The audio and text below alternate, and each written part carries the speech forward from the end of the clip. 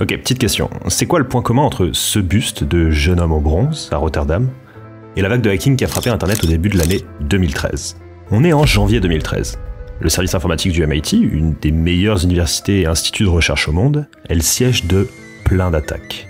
Après une dizaine d'heures pendant lesquelles toutes les boîtes mail de l'université sont rendues HS, les mails que sont censés recevoir les étudiants, professeurs et chercheurs de cette prestigieuse université, mails qui contiennent bien entendu des informations absolument confidentielles, ils sont simplement transférés au KAIST, qui est leur cousin, mais aussi concurrent coréen, et qui du coup comprend le contenu de ces mails.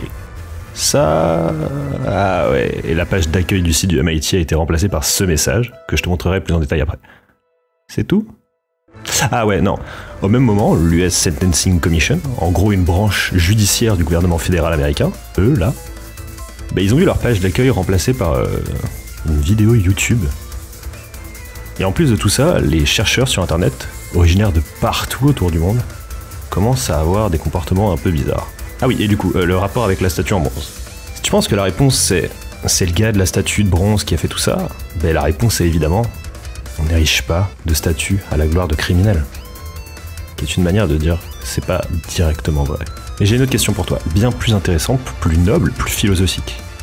Ça a quelle valeur, le savoir ? Aujourd'hui on parle de belles valeurs, de valeurs inspirantes, qui te concernent sans que tu le saches, et pour qui notre héros du jour, le gars de la statue là, un petit nerd d'internet, était prêt à tout offrir.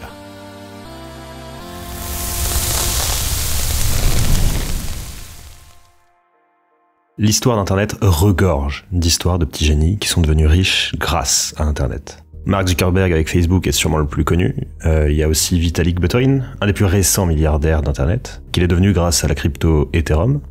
Ou encore Alex Tu, qui est célèbre pour la $1 million homepage, dans laquelle il a vendu des pixels de sa page web pour $1, et dont le concept a d'ailleurs été repris pour la Pixel War. Tous sont devenus milliardaires.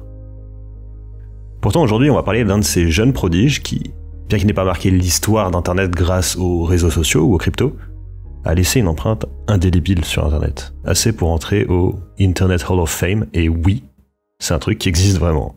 Le jeune Aaron y voit le jour en 1986, à 40 km de Chicago, et évidemment, il naît dans un terreau fertile pour ce genre d'histoire, puisque son père est à la tête d'une petite boîte d'informatique. Et donc dès son plus jeune âge, il grandit entouré de PC, coincé dans une petite ville où en sortir pour découvrir le monde, ça peut peut-être se faire simplement en apprenant plus sur toutes les machines que papa ramène à la maison. Et une des grandes chances qu'il a, c'est qu'il s'intéresse à l'informatique au balbutiement d'Internet. On est en 1999. Le jeune Aaron a 13 ans et il dévore tous les livres et pages Internet qui lui passent sous la main. Et il commence à tenter des trucs sur le PC de papa. Il programme des applications web, il bidouille un petit peu dans un domaine qui commence gentiment à le passionner. Le premier site qu'il fait, c'est une sorte de Wikipédia, des années avant Wikipédia.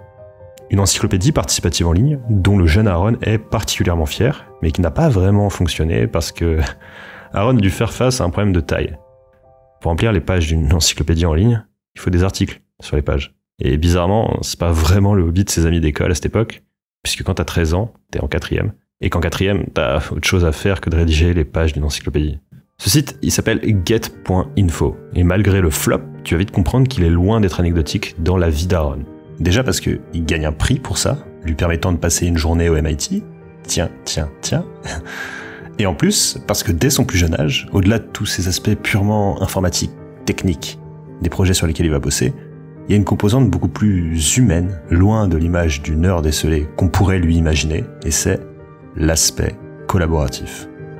Ok, get.info, c'est un flop, donc bon, c'est pas grave, l'encyclopédie attendra.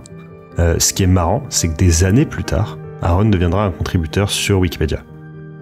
Ah, et d'ailleurs, en 2006, il demandera à rejoindre le Board of Trustees de la Wikipedia Foundation, qui, dans une entreprise normale, correspond à la grande salle de réunion, au dernier étage de la tour Wikipédia. Ça va, tu visualises? Mais il sera pas élu, à la seule et unique place vacante. Mais bon, je saute un paquet de pages à l'histoire d'Aaron, là. Juste pour info, hein. Il a fini 6e. Retour en 2000 donc. Le second site qu'il crée, c'est my.info. Bon, pas ultra inspiré sur les noms. Je vais pas rentrer dans le détail de tous ces projets, on n'est pas là pour ça, mais ce second site-là, il repose sur le principe d'une technologie que tu peux encore trouver sur plein de sites, le RSS. En gros, l'idée de son second site, c'est de regrouper des infos qui proviennent de différentes pages web pour les mettre toutes au même endroit. Plutôt que d'aller chercher un article du Monde, du Figaro et du journal de Mickey, en utilisant les flux RSS, tu reçois tous ces articles sur une seule et même page.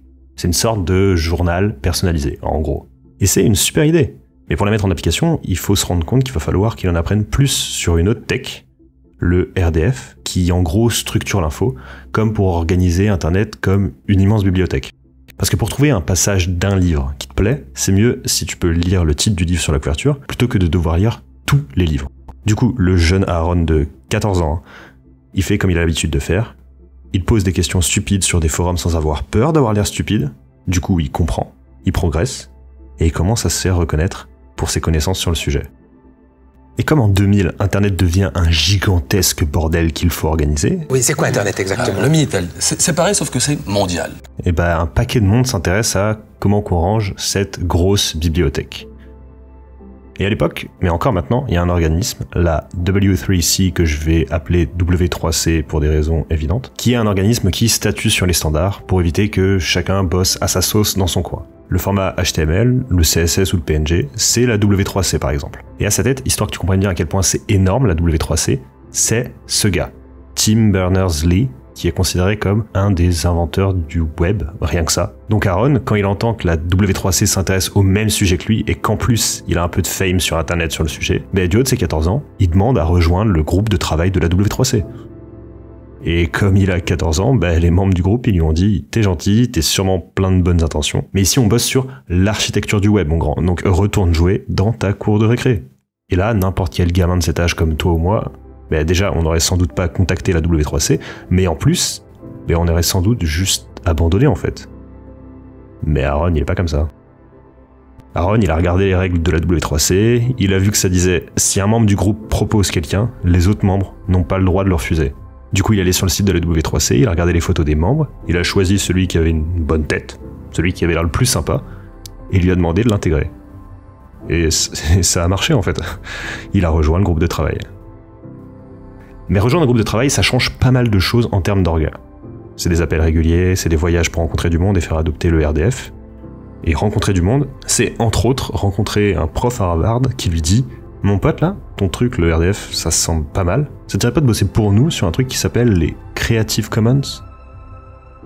Et bosser pour un gars comme ça, c'est rencontrer encore plus de monde. Mais il arrête tout pour aller à l'université. Et c'est ça qui est assez ouf, c'est que tout ce qu'on vient de se dire là, ça me fait me rendre compte que ça arrive avant sa majorité.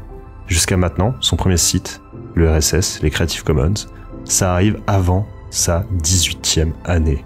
Du coup, il arrive à l'université, mais Aaron, il s'y plaît moyen. Parce que lui, qui a toujours fonctionné par passion, qui a déjà expérimenté l'effervescence de projets importants, quand il se retrouve entouré d'étudiants qui semblent indifférents à leurs études, il s'emmerde un peu. Parce que c'est le genre de gars qui est ultra intense. Il a des phases où ça bouillonne dans sa tête, où il lit et il écrit 15 heures par jour, il code toute la nuit sur son PC et il recommence le lendemain. Et c'est d'ailleurs la première fois qu'il mentionne ça dans son blog, toujours accessible sur internet d'ailleurs, à côté de ses pics d'euphorie intellectuelle, commence à avoir des épisodes dépressifs.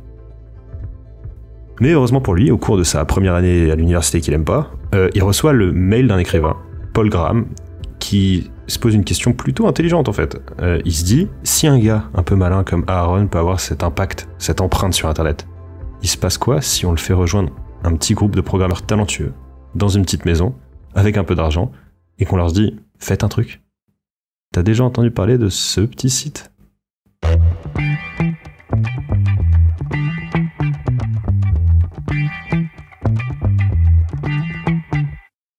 Aujourd'hui, Reddit, c'est absolument colossal. C'est le 6e site le plus visité d'Internet. C'est devant Netflix, TikTok, même ChatGPT et d'autres sites très visités. Mais au début, c'est surtout un site qui rapporte rien. En fait, c'est même pire que ça. Tu vois l'image du petit groupe de 3 génies qui ont 15 coups d'avance et qui savent exactement où ils vont, où tout est calculé, calibré, bien organisé. Aaron dira que la première chose à savoir sur Reddit, c'est que nous n'avions aucune idée de ce que nous faisions. Et nous ne savions pas si ce que nous faisions fonctionnait ou pourquoi. Top. Et du coup, quand le trafic a commencé à exploser sur le site, le groupe s'est dit que c'était vraiment temps de commencer à faire de l'argent. Alors ils ont commencé à vendre des t-shirts. Puis ils ont commencé à mettre un peu de pub. Mais même ça marchait pas. Puisque au mieux, ils gagnaient quelques dollars par mois. Et finalement, au bout de quelques mois, quand Reddit comptait plusieurs millions de visiteurs par mois, des partenariats puis des propositions d'acquisition leur ont été faites pour leur site. Et il faut se rendre compte que pour un petit groupe de nerds, leur proposer de gérer toute la paperasse, l'aspect financier, le côté que eux trouvent chiant, c'est du pain béni. Quoique. En fait, le problème de revendre un projet comme Reddit, c'est que ça doit se faire en parallèle de la gestion du site. Et que la revente, ça demande des appels téléphoniques, des voyages pour aller faire des présentations en chemise dans des bureaux, dans des grandes tours, et surtout, de la négociation à balles. Et tout d'un coup, les membres de ce petit groupe de 3, Aaron, Steve et Alexis, qui fonctionnaient très bien ensemble pendant des mois, sous la pression, la fatigue et le stress, que ce soit des négociations mais aussi du site qu'ils doivent mettre de côté pendant tout ce temps, tout ce mélange électrique tendu pousse aux engueulades et aux embrouilles au sein du trio. Et quand la vente se réalise enfin, après que Reddit a été au bord du gouffre, entre Aaron, Steve et Alexis, quelque chose s'est brisé. Et quelques temps après le déménagement de l'équipe dans ses nouveaux bureaux de San Francisco, on va gentiment demander à Aaron, à qui la vie de bureau de toute façon plaisait pas vraiment, et dont la santé mentale se dégradait de jour en jour, de ne plus venir au bureau. Mais il a eu la chance d'avoir ce superbe t-shirt avec marqué « Viré » dessus. Ok, on doit pas être loin du quart d'heure de vidéo, et je t'entends te demander, à juste titre, à quel rapport ça a avec les questions du début de la vidéo. On y arrive maintenant, j'espère que t'as aimé l'intro. Du coup, du jour au lendemain, Aaron se retrouve sans job. Du haut de ses 19 ans, il est multimillionnaire grâce à Reddit, et comme il n'a plus rien à faire à San Francisco, il retourne à Cambridge, là où il y a le MIT et Harvard, mais surtout un petit pub dans lequel il avait l'habitude d'aller. Et ce pub, c'est genre le Tortuga des pirates d'internet, fréquenté par des hackers plus ou moins agressifs dans leurs pratiques, et c'est le moment de l'histoire où Aaron décide de mettre ses compétences au service des autres et contre les autorités en place.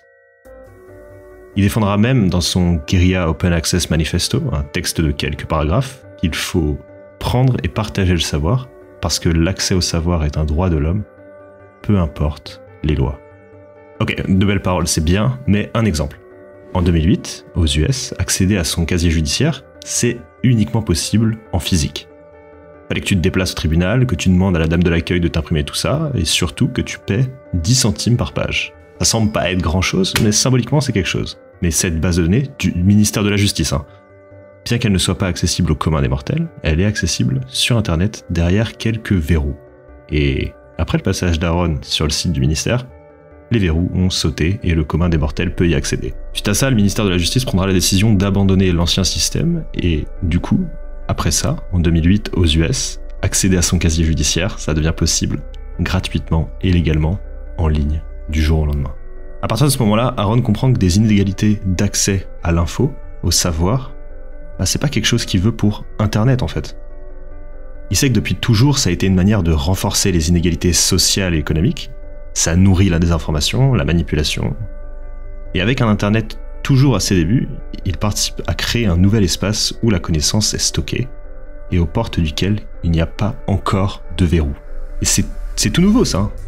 Parce que depuis toujours, le savoir était accumulé et stocké avidement dans de gigantesques bibliothèques que seules les élites pouvaient accéder. Et ça a été ça pendant des millénaires. La bibliothèque d'Alexandrie, la maison de la sagesse de Bagdad, l'université d'Oxford, ce sont des gigantesques lieux de savoir qui sont pourtant ridicules par rapport à la quantité de savoir humain que contient Internet. Et si Internet est en train de devenir brutalement la plus grande bibliothèque de l'histoire de l'humanité, plutôt que de devenir la clé qui fait sauter les verrous temporairement jusqu'à ce que l'on change la serrure comme il l'a fait avec le ministère de la Justice, Aaron décide de changer de stratégie et de construire une bibliothèque sans porte. Alors il achète les droits de la bibliothèque du Congrès américain grâce à l'argent de la vente de Reddit, et il publie tout en ligne. Il finance aussi des groupes pour rendre publiques des infos sur les politiciens, et il prend également publiquement position sur des affaires comme celle de Wikileaks par exemple. Et tout ça nous amène à l'ultime affaire JSTOR, qui avait pour objectif de rendre accessible la science sur Internet. Les modèles économiques de la publication scientifique sont un vrai bordel, et je n'ai ni le temps ni l'envie, j'avoue, de rentrer dans les détails ici. Ce qu'il faut savoir, c'est que c'est très cher pour des chercheurs de se faire publier dans des revues prestigieuses, et que donc, pour des gens comme nous, le commun des mortels, cette info est inaccessible. Et comme tu te doutes, c'est pas un truc que Aaron peut laisser passer. On est en 2011. Aaron se rend au MIT, Il rejoint le bâtiment 16 et entre dans un petit local informatique. Au fond de la salle, planqué derrière un carton, il débranche un PC portable avec un disque dur qu'il avait déposé 1 mois plus tôt. Ce PC, il était branché à JSTOR. Et JSTOR, c'est la base de données, la grosse bibliothèque pour les étudiants d'Harvard et du MIT. Une véritable mine d'or, de savoir, de connaissances, stockée sur un petit disque dur noir entre les mains d'Aaron. À ce moment-là, il a entre les mains pas moins de 4,8 millions d'articles. C'est absolument colossal. Et dans quelques heures, toute cette science sera offerte à l'humanité via Internet. Sauf que... non. 3 ans plus tôt, lorsqu'Aaron s'est attaqué au ministère de la Justice, bien qu'il n'y ait pas eu de plainte déposée contre lui, le FBI a ouvert un dossier à son nom en tant qu'activiste potentiellement dangereux. Il a depuis été suivi, espionné, et 3 ans plus tard, quelques heures avant qu'Aaron vienne récupérer son PC, une caméra a été placée dans le local informatique.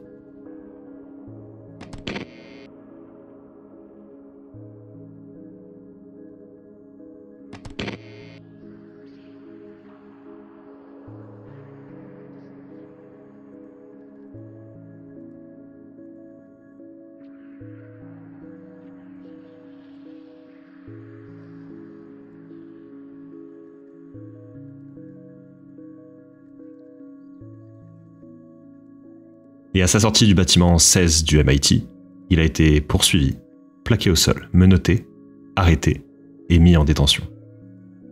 Après ça, le bureau du procureur engage des poursuites contre lui et la peine qu'on lui promet, c'est 35 ans de prison. Et le MIT, qui d'habitude prône un Internet libre, un Internet pour tous, à ce moment-là, il choisit de pas soutenir Aaron. Le procès est prévu pour le printemps 2013, mais il n'aura jamais lieu. Parce qu'Aaron, pour la justice à ce moment-là, c'est une personnalité publique, connue, qui semble intouchable et qu'ils peuvent malgré tout envoyer en prison. C'est parfait pour eux. C'est un exemple. Et sous la pression judiciaire, la condamnation qu'il encourait, le tourbillon médiatique, le 11 janvier 2013, Aaron décide de mettre fin à ses jours. Et ça pouvait pas bien se finir en fait. Parce que l'histoire d'Aaron Swartz, c'est l'histoire d'un gars qui était coincé dès le début. Coincé entre ses convictions, ses valeurs, ce qu'il souhaitait pour le monde, et la justice, le gouvernement, le cadre légal dans lequel il vivait. Et la suite, tu la connais. Lorsque l'on éteint la flamme de l'un de ses plus fervents défenseurs, Internet s'embrase. Anonymous hack le MIT et la United States Sentencing Commission. Des chercheurs publient leurs travaux en accès libre sur Internet. Il est soutenu publiquement par Tim Berners-Lee, par Wikileaks, par une pétition sur le site de la Maison-Blanche et un tas d'autres personnes. Et un peu partout autour du monde apparaissent des cadres, des statues et autres récompenses à titre posthume. Information Power to the People. C'est le nom de la statue que je t'ai montrée au début. Figée entre le moment où Aaron aurait pu être placé sur ce piédestal et le moment où il a été prématurément retiré. C'est toujours difficile d'évaluer l'impact d'une personne sur un territoire aussi vaste qu'Internet.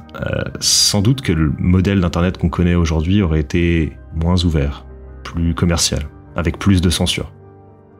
Et tout ça, c'est sans compter l'impact de la génération d'activistes qu'Aaron a inspiré après lui. C'est un peu le résumé de ce que j'ai pu lire des interviews de Cory Doctorow, un ami et auteur d'Aaron qui m'a été recommandé par la mère d'Aaron avec qui j'ai eu la chance de brièvement échanger. Une vie entière de combat pour que l'on soit finalement là, aujourd'hui, sur le plus vaste, le plus libre et le plus influent territoire jamais créé. Internet.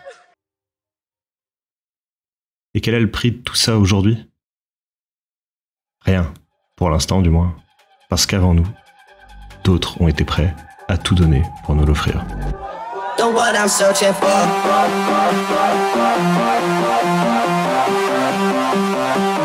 The one I'm searching for.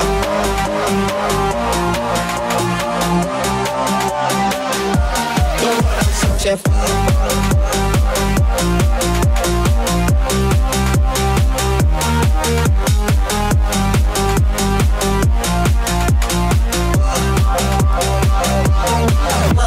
shit.